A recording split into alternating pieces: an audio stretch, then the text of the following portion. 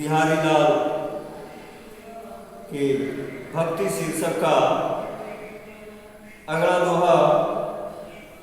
या अनुरागी चित्त की गति समझे नहीं कोई, ज्यों ज्यों बूढ़े श्याम रंग त्यों त्यों उज्जवल होए।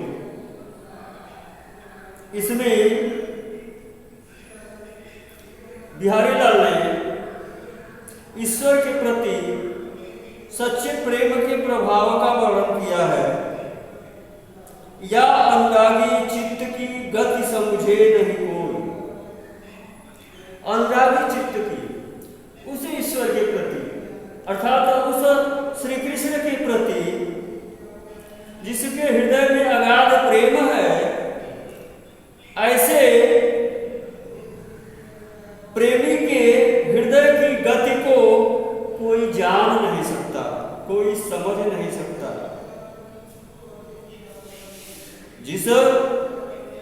जिसके हृदय में श्री कृष्ण के प्रति या ईश्वर के प्रति सच्ची प्रीति है, सच्चा प्रेम है, ऐसे हृदय के गति की, उसकी दशा की स्थिति को कोई समझ नहीं सकता है। ज्यों ज्यों बूढ़े श्याम रंग त्यों त्यों उज्जवल हो।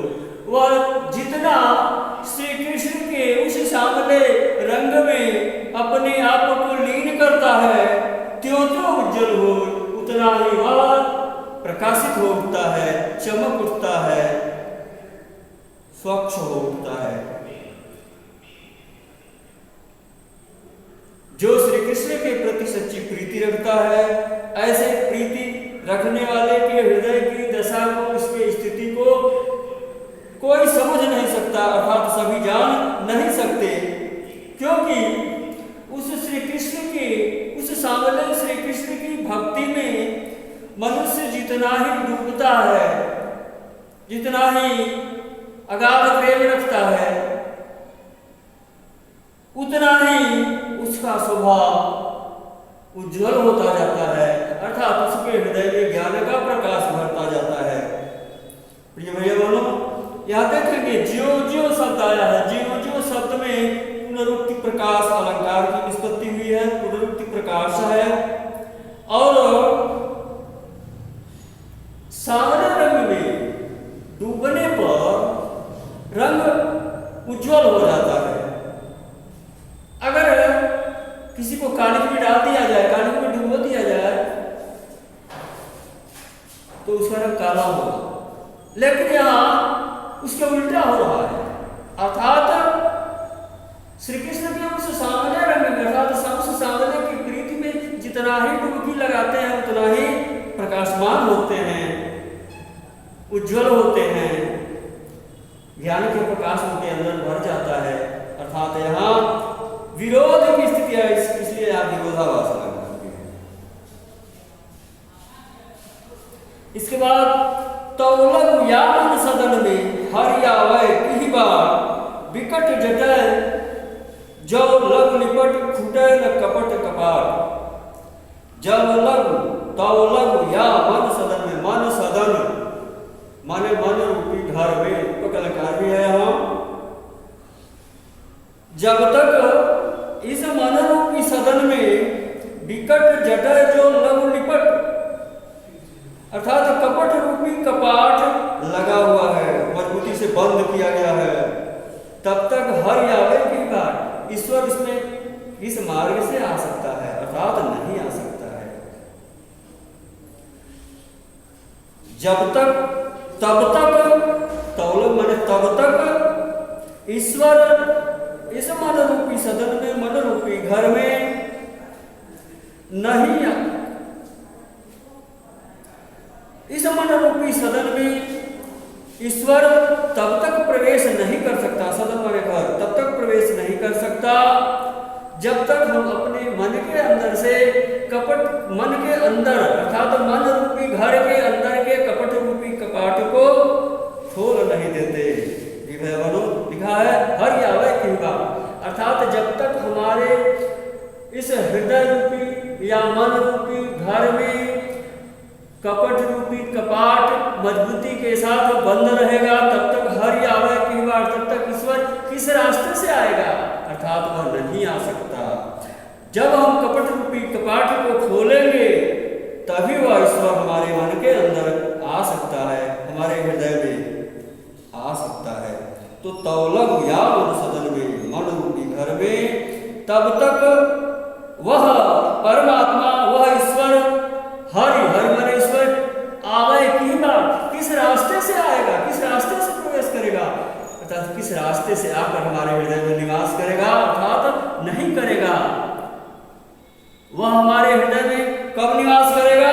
जब विकट जटे जो लग निपट फूटे लग कपाट। जब हमारे मन रूपी घर में लगे हुए कठोर कपट रूपी कपाट खुल जाएंगे तभी वह ईश्वर हमारे मन रूपी घर में निवास कर सकता है, आ सकता है। फूटा कपट, कपाट फूटा माने खुलना, कपट कपाट माने कपट रूपी कपाट, कपाट माने किवाड़।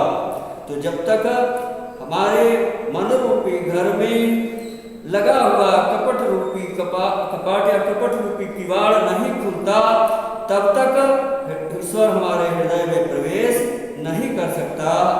इसलिए यदि हम ईश्वर को प्राप्त करना चाहते हैं, उस ईश्वर से साक्षात्कार करना चाहते हैं, तो अपने हृदय से, अपने मन से कपट को निकालना होगा, कलुषता को निकालना होगा, सांसारिक दोषों को दूर करना होगा, तभी वह ईश्वर हमारे मन रूपी सदन में आएगा। इसमें रूपक अलंकार है, वहां अंकित नहीं है, लेकिन जान लेंगे रूपक अलंकार।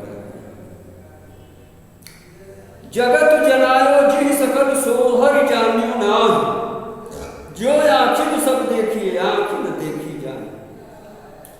तो जी मन जिन्होंने, किन्होंने?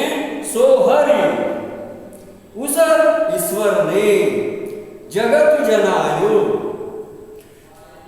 तो जगत जनायो जी सकल सोहर जाना, जिस ईश्वर ने हमको संपूर्ण संसार के विषय में ज्ञान दिया, अर्थात इस संसार में हमें जन्म देकर और इस संसार के सभी वस्तुओं के विषय में हमको बताया, सोहर जानिया, उसी ईश्वर के विषय में हम नहीं जानते हैं, अर्थात उस ईश्वर के विषय में हम ज्ञान प्राप्त करना नहीं चाहते हैं। जैसे ज्यों आँखें सब देखिए, जिस प्रकार इन आंखों से हम संपूर्ण संसार को देखते हैं, ज्यों आँखें सब देखिए, इन आंखों से हम सब कुछ देखते हैं। संसार की हर वस्तु का अवलोकन हम इन आंखों से करते हैं, लेकिन आंख न देखी जाए, लेकिन इन आंखों से हम आंखों को नहीं देख पाते। यहाँ उपमा अलंकार है, फिर देखेंगे। जिस ईश्वर ने हमें इस संसार में जन्म देकर इस संसार में हमें सब कुछ बताया, सब कुछ दिया और संसार की हर वस्तु के विषय में हमको अवगत कराया, उस ईश्वर के विषय में हम नहीं जानते हैं, अर्थात जानने का प्रयास नहीं करते हैं।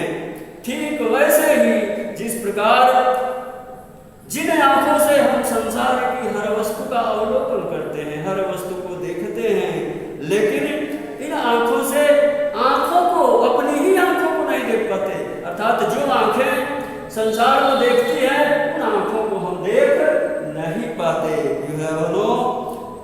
इसमें उपमा अलंकार है। तो जिस ईश्वर ने, जिस कृष्ण ने, जिस हरि ने हमको इस संसार में जन्म देकर संसार की हर वस्तु के विषय में ज्ञान दिया, हर वस्तु के विषय में बताया, उस ईश्वर के विषय में हम नहीं जानते, अर्थात जानने का प्रयास नहीं करते। जिस प्रकार जिन आंखों से हम संसार की हर वस्तु को देखते हैं, हर वस्तु का अवलोकन करते हैं, लेकिन उन आंखों को हम देख नहीं पाते। जब माला छापा तिलक सरय एको काम, मन कांचे नाचे वृथा साचे राचे राम। इसमें बिहारी ने दिखावा का, आडंबर का विरोध किया है, क्योंकि ईश्वर मन की भक्ति या मन के सच्चे प्रेम से प्रसन्न होता है, दिखावा से या आडंबर से प्रसन्न नहीं होता। तो बताया है